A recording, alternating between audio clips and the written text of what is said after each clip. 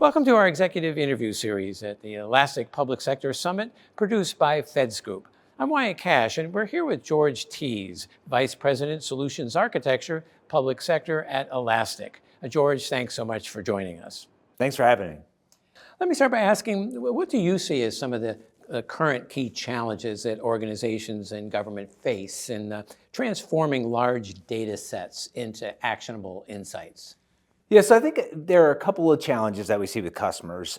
One is, how do they get the data into some sort of platform that allows them to provide the analytics and driving the context? So one of the key pieces is how do they actually normalize the data, democratize the data so that everyone can use it? The conversation I have with customers all the time is, how many times are you paying for one piece of data to do multiple things or to do multiple avenues with it? Having that data that you democratize it, you normalize that data and bring it in so that you're able to do whatever it is you want with it. So you could do a cyber use case with it, you could do a straight up search use case for it, you could do things like application performance monitoring for it. But the idea is, how do you get access to all that data and how do you normalize that data so that you know what it is that you're looking at? That is one of the biggest challenges. Is government has data everywhere. They're capturing tons of data across the board, across the spectrum. How are they driving context to that? The idea is you need to normalize that data. And the second piece of that is, this is the government's data. That data needs to belong to them.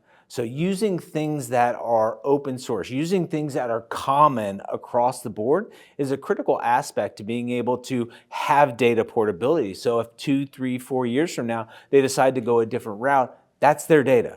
That data is utilized in other platforms, other capabilities. So really it's around normalizing the data, understanding what those data fields are, how to utilize it and drive context, and then how do you make sure that that data belongs to the customer and a long-term strategy if they can own their data direction. Appreciate that. And then let's talk a little bit about data mesh, and how does a data mesh approach actually improve a government's data agility and governance and usability? Yeah, and it goes back to, a lot of our customers are capturing data, but they're capturing it in data silos. So as an example, the folks on the security side are capturing their data in a data silo. And it's even further divided than that. Maybe the endpoint or the network folks are capturing data in a data silo. Then you have folks on the operations or the business or the mission side of the house that they need to understand, what is the uptime of an application? What is the current status of their supercomputer infrastructure? That's a different silo. And then you have all of the documentations and the information, especially as you get into law enforcement and some of these other kinds of things, is how do I understand the data that we have on how to remediate something, or how to answer a tax question, or how to look at flood insurance and where we have flood types of capabilities going on.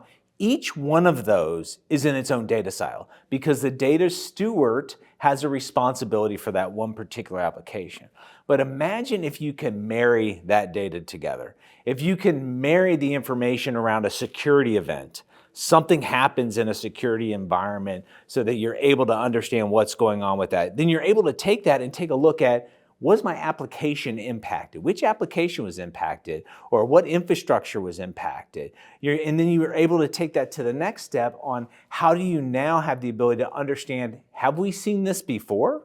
What is the impact to this? How do we go about creating a response template? So if we haven't seen it in the future, we haven't seen it in the past, how do we make sure that we have the ability to solve it in the future? Data mesh really solves that. Is you have the ability to break down those barriers, leave the data where it sits. A lot of our customers feel like they have to drag all that data back into a central infrastructure. They have to drag all that information back into one cloud provider if they have multiple cloud providers. The idea is, leave the data where it sits. You have the ability to drive all of that context. So if you have the security data in one location, you have all of your documentations in another, you're able in milliseconds to be able to search across all of those different avenues so that you're able to drive a holistic context across that. Zero Trust is a prime example of how data mesh can help with agility and understanding of those environments, because you're able to track it from a network-based something to an endpoint-based something to a firewall-based something. How do I connect those dots? Context out of all that data.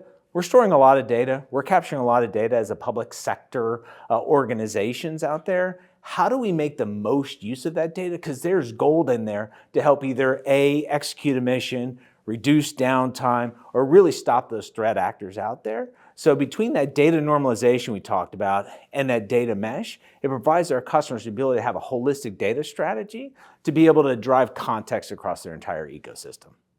Well, George Tees, thank you so much for really explaining how data meshes can really be a powerful tool, and just for joining us here at the Elastic Public Sector Summit. Absolutely. Thanks for having me.